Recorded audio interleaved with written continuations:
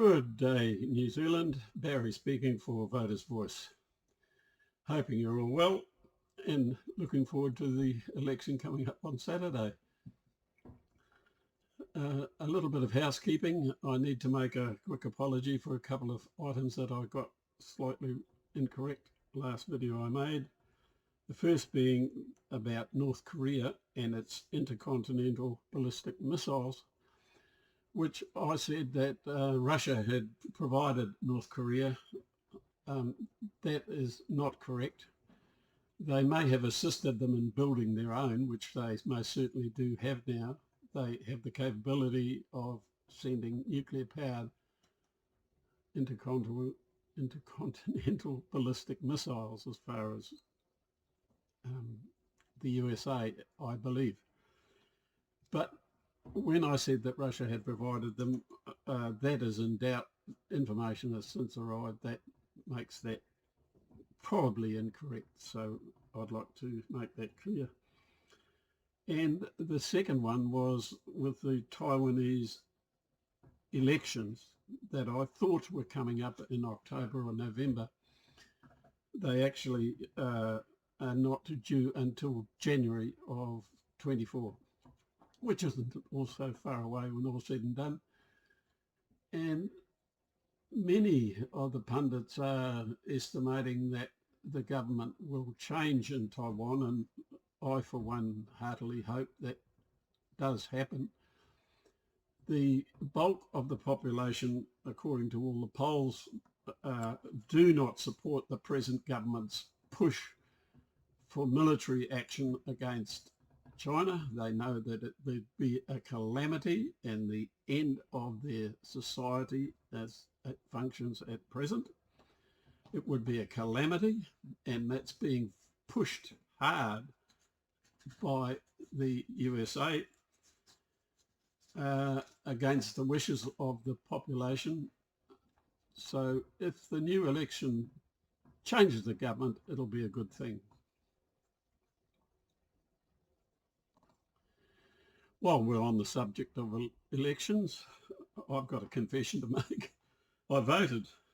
I went down today and went to the local marae and was very warmly welcomed. And I have to say that the people were running the polling booth were very helpful, very welcoming, very warm. It was a very pleasant experience, and I appreciate it. So I've casted my vote in desperation, because no matter who turns up next, I'm hoping has to be a improvement upon our last horrific experience of authoritarianism and totalitarianism that is being fostered and foisted upon us. This is the first time in something like 40 years I've voted, so you can see what has driven me out is sheer desperation. Whoever is elected, let's hope it begins a real change in direction. Having said that, I have to put a bit of a damper on it, because remember a saying that I've quoted before and unfortunately is too accurate. If there are idiots in power, it means those who elected them are well represented. That was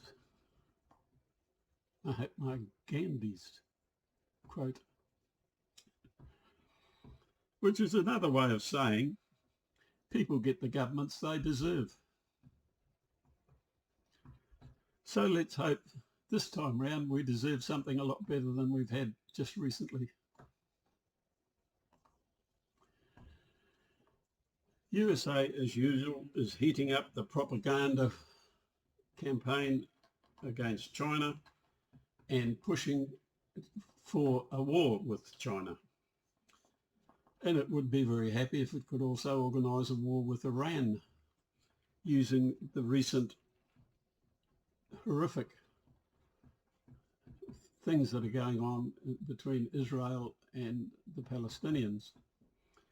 Of course, the Palestinians are being painted as absolutely evil. They're not human. I'll admit the actions that Hamas has taken in its war against civilians in Israel is not to be countenanced at all. However, if you treat a nation as the Palestinians have been treated for the last 50 years, since 1948 at least, and longer in fact, then you can expect extremist views to push back against that. I won't go into any more details of that. I think anybody that's interested will be already aware of the argument for both sides of the Palestinian-Israeli conflict. It is shocking, horrible, needn't be happening. It's caused by sheer neglect of political willpower to solve the problems that have been ignored for many, many years. In Ukraine, the Ukrainian government and military is collapsing. It's like watching an iceberg disintegrate. It's about to roll over. Not good. A surrender or ceasefire is demanded by Russia, and it has given the ultimatum to Ukraine: you either unconditionally surrender or we will continue the war until you cease to exist as a nation. That is their choice. Now the war in Israel, of course, is adding to the problems of the world and to the risk of nuclear conflict, because the USA, instead of using diplomacy to try and cool the matter down, has sent I believe two aircraft carriers to cruise off the coast of Gaza. All that will accomplish is more antagonism from everybody, and the neocons in the USA are wishing fervently that they can create the situation where they can attack Iran, which they've been pushing for many years. It's a debacle. And of course, along with the wish to attack Iran, the same people are pushing desperately to begin a war between Taiwan and China, but they will use South Korea, Japan, New Zealand, Australia as their proxy fighters to do the fighting and the dying while they take the profits. And unfortunately, our Judas goats here in New Zealand are content to follow orders and probably will continue to do so. Let's hope the change of government might teach them something, but I doubt it. And finally, just a quick comment about the banking situation here in New Zealand, which isn't improving at all, and which, unfortunately, from all the indications I can gather from the possibly incoming new Minister of Finances, whoever they may be, none of them seem that interested in changing the situation with our banking system, where in actual fact the bank is ruling the government and not the other way around. The Royal Bank, Reserve Bank of New Zealand has the mandate to monitor and ensure cash remains available. This is the answer I got finally from the Minister of Finance, the present Minister of Finance. So he's saying that the Reserve Bank has told the banks that they want to keep cash but they're doing nothing to ensure that that actually happens and have no intentions of doing so. I asked why Kiwibank can't be advised to regulate for that very idea that cash will remain available to the population of New Zealand into the future, and I get no answer from them.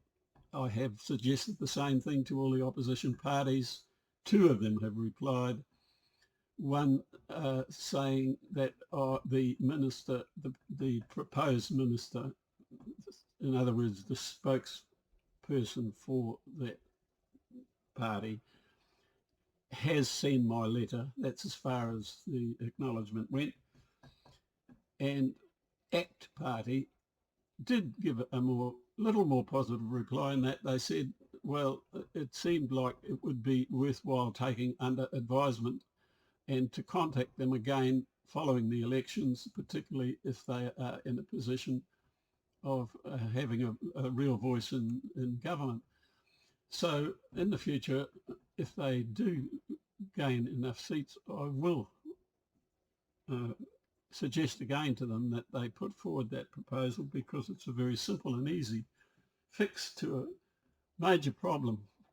Not only would it fix that problem, it would boost Kiwibank to the point where it would be possibly powerful enough to take over the functions that Westbank now operates for our government banking system. Now, our government does all its banking through Westbank. And all the profits, therefore, of all those transactions and all the use of it goes to offshore shareholders, where if those transactions were being structured through the Kiwibank, they would remain in the coffers of New Zealand citizens' use, rather than disappearing into the backs of private shareholders. Anyway, there's no more mention from them of doing this, and that is a great pity. I think it's a very simple, easy and costless solution to what is going to be, whether people realise it or not, a major problem. Having said that, I'd like to close this video wishing you all good luck with your various voting efforts. I hope your candidate that you choose succeeds, and what's more, finds a voice instead of being merely a follower, becomes an active participant in government and raises their voice against certain policies if you the constituents, disagree with the direction the government's going in. Our voted in representatives should be speaking for us and not the party hierarchy, whoever gets in. Having said that, I wish you all the best, and thank you very much for listening to me, and we'll catch you again another day. From my last video to this was about a month, and I anticipate the next one to be about the same time frame. So all the best and good luck in the meantime. Cheerio.